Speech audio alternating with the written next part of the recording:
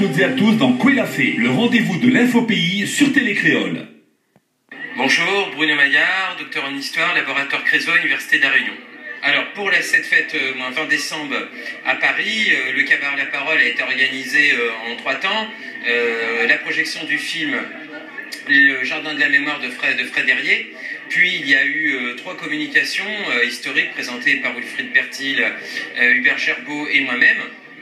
Et puis il y a eu aussi un court extrait du film de William Cali, Une enfance en exil, qui a donné une belle dynamique au débat, dans le sens où il y a eu des liens faits entre toute cette histoire longue de la Réunion, qui passe par l'esclavage, l'engagisme, l'immigration forcée, et effectivement ces enfants qui ont été déportés dans le cadre du Bumidum, dans des conditions, si ce n'est illégitimes, du moins plus ou moins légales.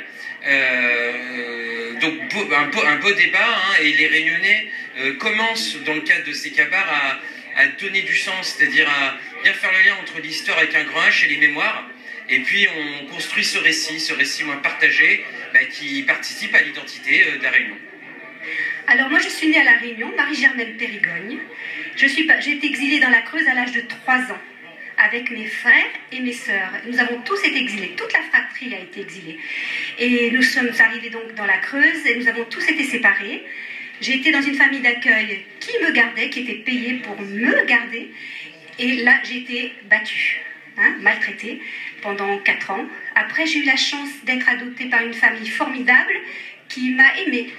Mais par contre, j'ai vécu quand même dans le mensonge toute ma vie. Et j'ai souffert du racisme aussi, et surtout du climat creusois. Voilà, donc, bon, que dire ?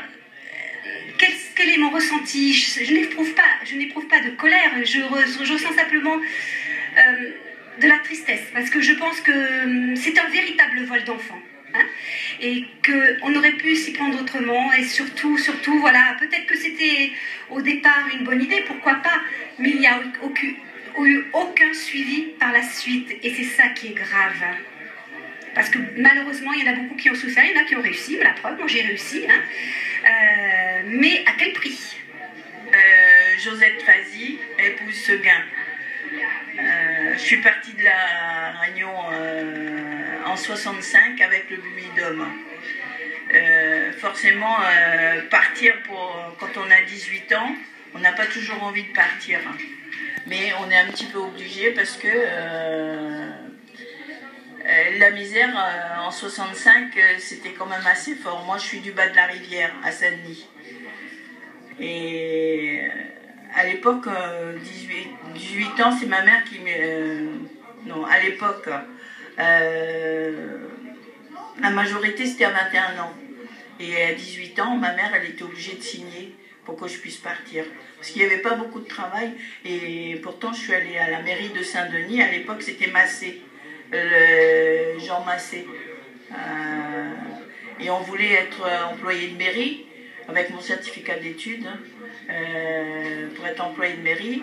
C'était pas possible parce que j'étais trop jeune. Et j'ai décidé de partir.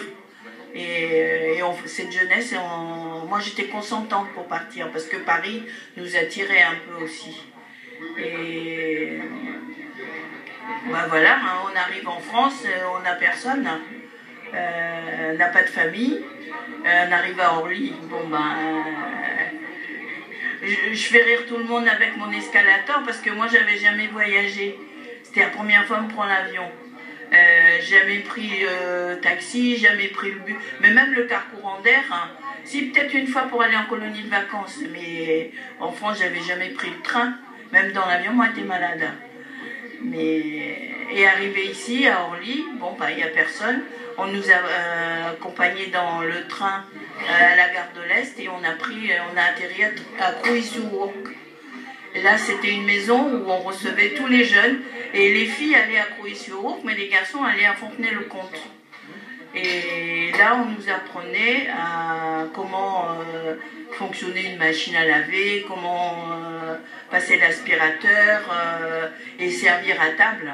Parce que là, il y a les dames de Paris qui employaient les jeunes filles.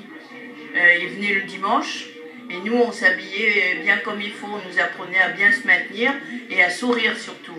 Et on nous prenait, et un couple de médecins est venu, elle est infirmière, lui pédiatre, qui habitait Bourg-la-Reine, et puis bon, bah voilà. Hein.